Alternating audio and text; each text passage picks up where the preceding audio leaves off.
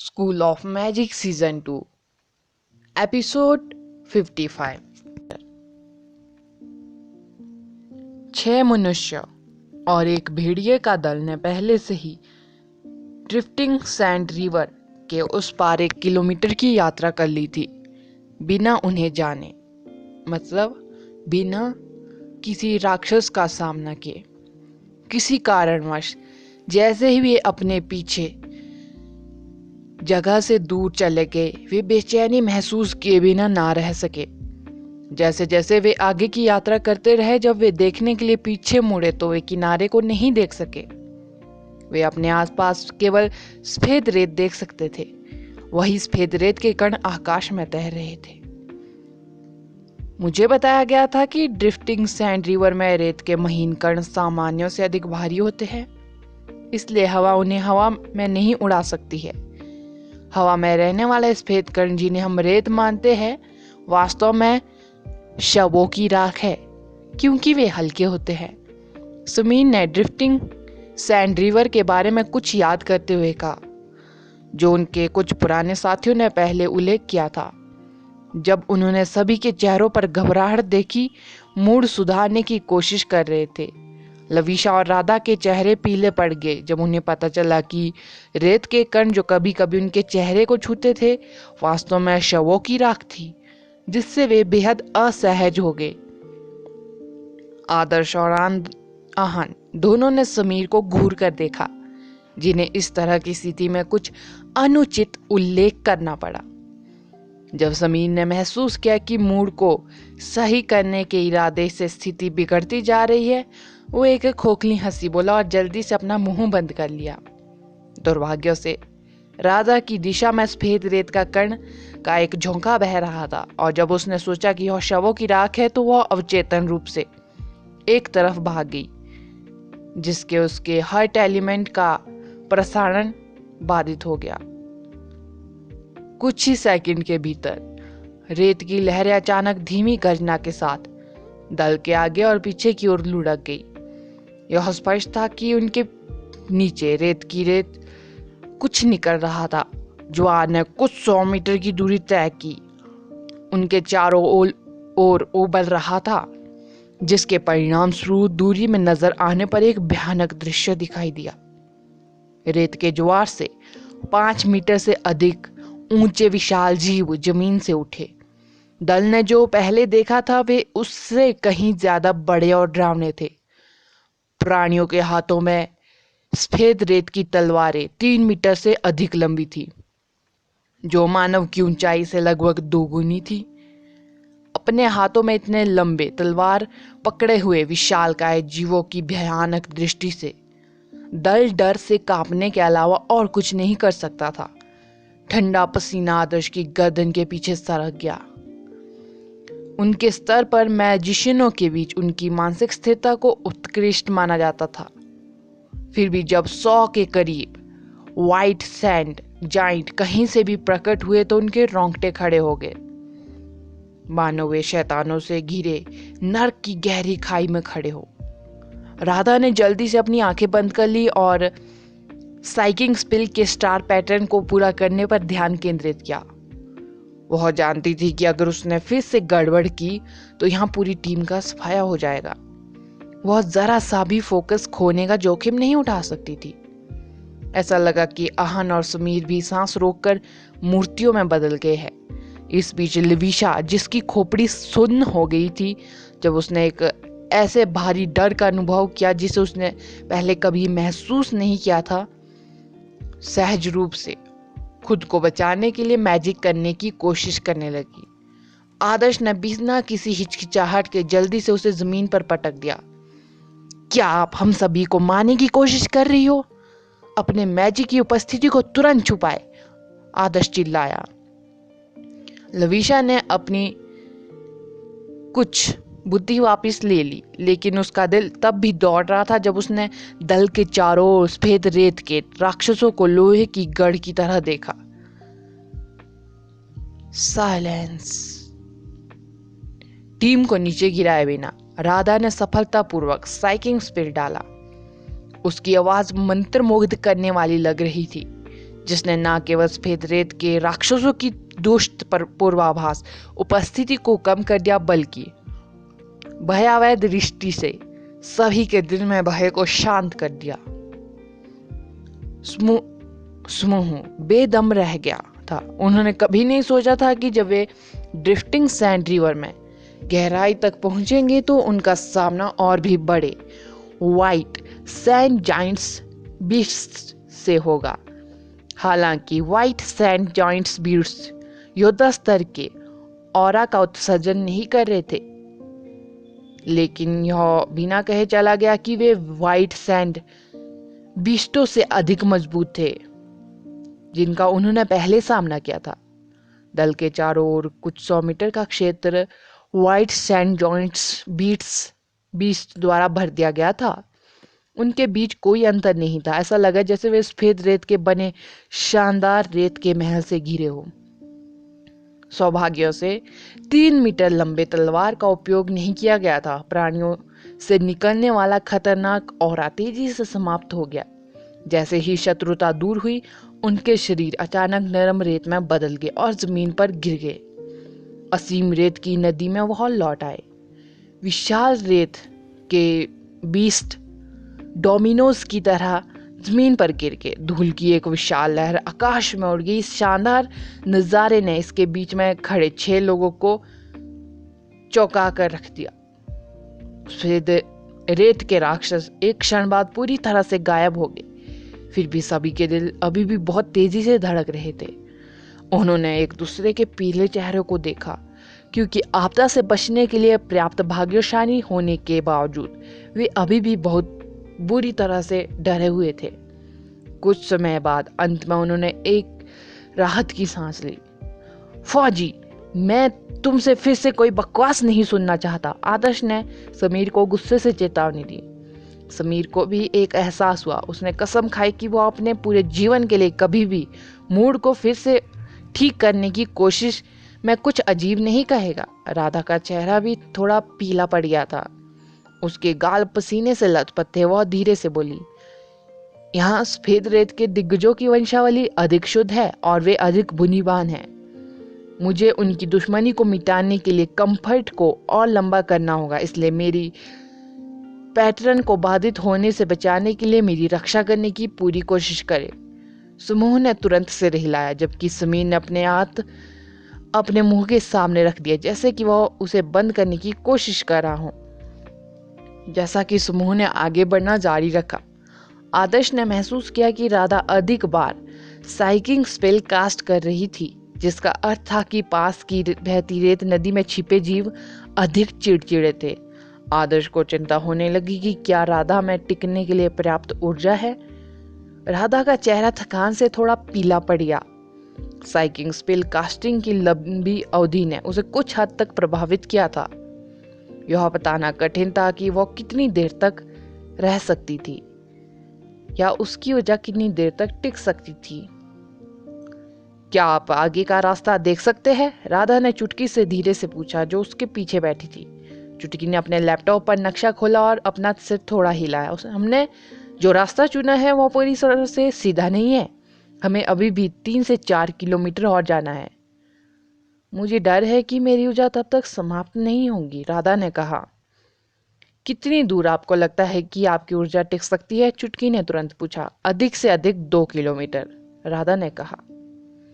चुटकी और राधा के बीच की बातचीत दल के अन्य लोगों के लिए भी स्पष्ट थी, और आदर्श, समीर, आहान और लवीशा ने अपने चेहरे पर कुछ दिलचस्प भाव लिए हुए थे। ज्यादा से ज्यादा 2 किलोमीटर?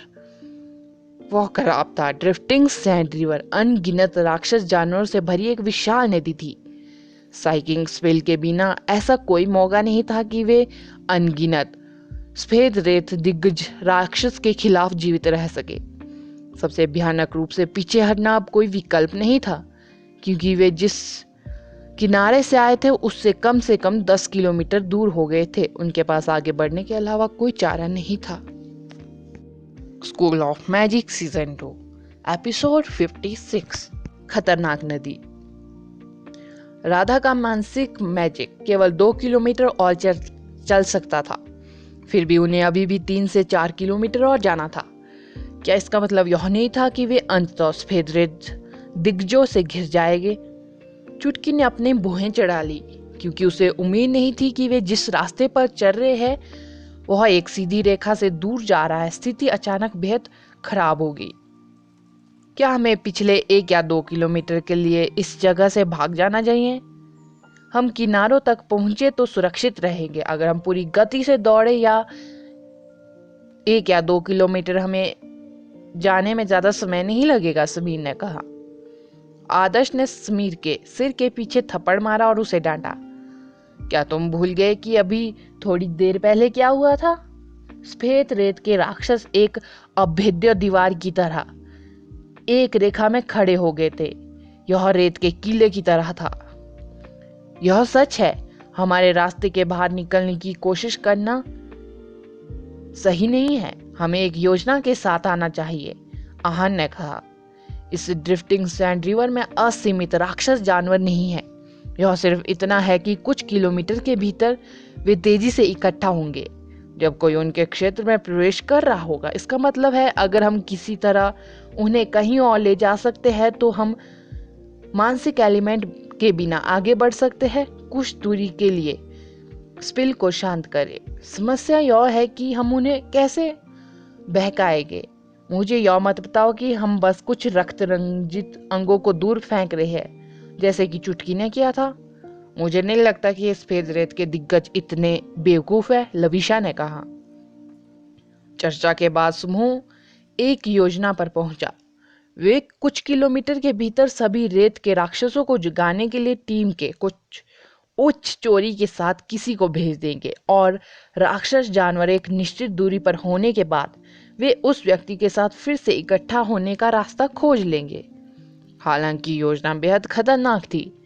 टीम से दूर रहने वाले व्यक्ति को चारों ओर से बचने का मौका भी नहीं मिलेगा और राक्षस जानवरों के लिए एक भयानक मौत मर जाएगा या उनके बीच में उनके खाने में बदल जाएगा। समूह इससे बेहतर योजना के बारे में नहीं सोच सका। उन्होंने हिलना बंद नहीं किया क्योंकि राधा की ऊर्जा अभी भी खर्च हो रही थी। दल 1 और किलोमीटर का सफर तय कर चुकी थी। एक बेहतर योजना के बिना उनके पास समीर को जोखिम लेने देने के अलावा कोई विकल्प नहीं था। मुझे लगता है कि केवल एक व्यक्ति को चारा बनने देना संभव नहीं है। लड़का पक्का मरेगा। चूंकि हम सभी रेत वाले राक्षसों को कुछ किलोमीटर के भीतर जगाने जा रहे हैं, इसलिए हम उन्हें अलग अलग फैला सकते हैं। अगर वे एक साथ इकट्ठा होते हैं तो हमें कोई मौका नहीं मिलेगा, लेकिन अगर हम किसी को जल्दी से उन्हें चारों ओर से पतंग बनाकर विभाजित कर सकते हैं और उच्च रक्षा वाले किसी व्यक्ति को कुछ समय के लिए उनके कब्जे में रखने के लिए और उच्च क्षति वाले सफेद रेत राक्षसों को खत्म कर सकते हैं, राक्षसों के रूप में जल्दी संभव के रूप में एक रास्ता साफ करने के लिए। बहन राधा का मानसिक स्पिल उनमें से कुछ को रोक भी सकता है। इस तरह की हम उसकी अधिक ऊर्जा का संरक्षण करेंगे, चुटकी ने कहा।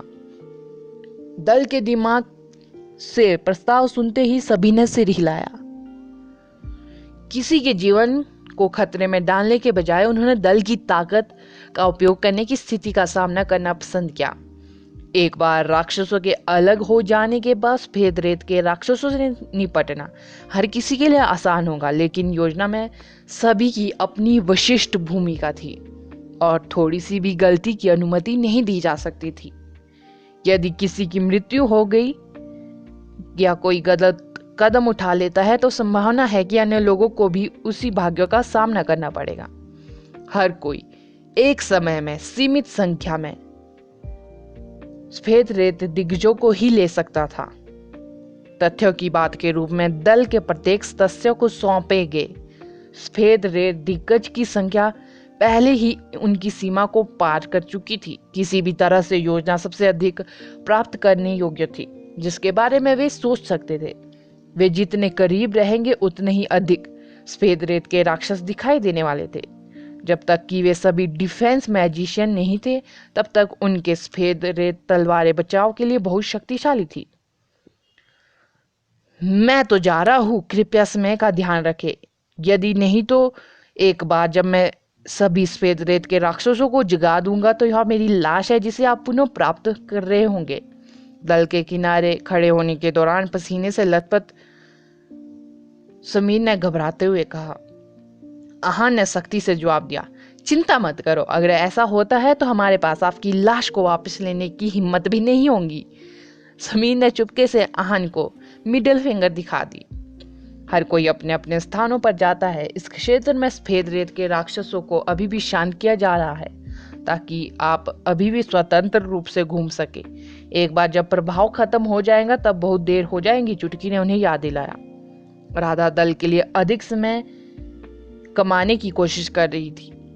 उसके अपने हाथ हवा में ऊपर उठाया। जब उसने उसे नीचे रखा तो यह संकेत था कि उसका मानसिक स्पिल का प्रभाव खत्म होने वाला है। उसमें सभी को सफेद रेत राक्षसों के खिलाफ लड़ाई पर ध्यान देना होगा।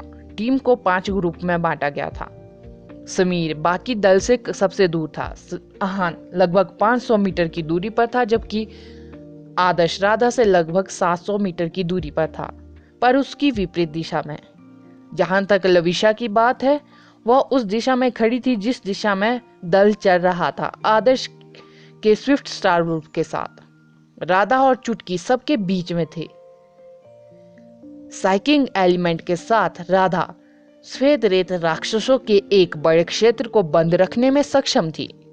अगर टीम का कोई भी व्यक्ति अब अपनी जगह नहीं रह सकता था तो वे अपनी सुरक्षा की गारंटी के लिए उस राधा के करीब जा सकते थे, लेकिन इससे राधा पर बोझ बढ़ जाएगा।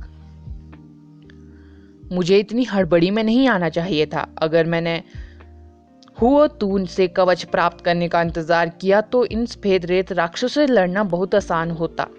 सफेद रेत पर चलते हुए आदर्श खुद में बुदबुदाया। कुछ 100 मीटर के दायरे में हर कोई सफेद रेत से भर गया था। यह साफ और सुरुचिपूर्ण लग रहा था। फिर भी जब उसने जमीन के नीचे पड़ी अनगिनत लाशों और सफेद रेत के राक्षसों के बारे में सोचा जो किसी भी समय या सेकंड प्रकट हो सकते थे और बिना किसी हिचकिचाहट के मार सकते थे, तो वह अपने रोंगटे खड़े महसूस कर सकता था। आदर्श ने दूरी पर नजर डाली। जहां समीर खड़ा था वह आदमी एक अपराधी की तरह था जो फांसी की जगह पर खड़ा अपनी मौत का इंतजार कर रहा था, बेहद घबराया हुआ। आखिरकार वे केवल योजना लेकर आए थे। उन्हें पता नहीं था यह काम कैसे करेगी, यह काम करेंगी या नहीं। सभी ने अपनी निगाहें केंद्र की ओर घुमाई जहां राधा खड़ी थी। जैसे ही राधा ने धीरे धीरे अपना हाथ नीचे किया, वे अपने दिलों को कसते हुए महसूस कर सकते थे। उनकी सांस धीमी हो गई क्योंकि वे अपने पैरों के नीचे ऐंठन महसूस कर सकते थे। फिर भी हवा में बहती रेत का स्पर्श मात्र था। सूरज क्षितिज पर पहुंच गया था। उसकी शांत किरणों का आखिरी संकेत अंधेरे में वापस आ रहा था। इस बीच राधा का पीला और पतला दाहिना हाथ उसकी तरफ गिर गया, प्रकाश की देवी की तरह जिसने भूमि को छोड़ दिया था। इसे बुराई और वध द्वारा शासित होने के लिए सौंप दिया था। कोई नहीं जानता था कि आगे क्या होने वाला है। अगला एपिसोड जानने के लिए बने रहे मेरे इस चैनल के साथ।